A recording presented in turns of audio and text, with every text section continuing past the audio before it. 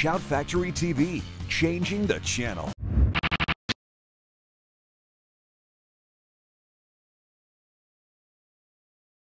We sold the format, which means you sell the rights of your show to be adapted in a different society, in a different culture, usually with a bit of reimagining of the story.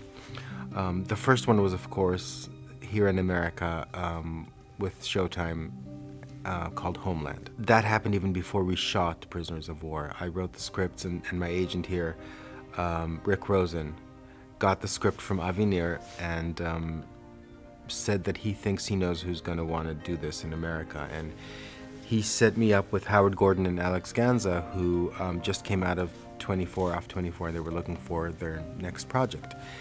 And they read this and they fell in love with the first episode and asked me to translate the rest, and I did. And we started meeting and talking about how to make this into an American show, the differences in our cultures and our societies, what would be applicable for an American audience, what wouldn't be, given everything we talked about before, which is that the issue of prisoners of war, the prisoners of war themselves, their post-trauma, what they go through, is not as relatable here in the States. But the investigation into who these people really are, have they been turned, what happened to them in captivity, and what is the secret that they're holding, became the center of Homeland.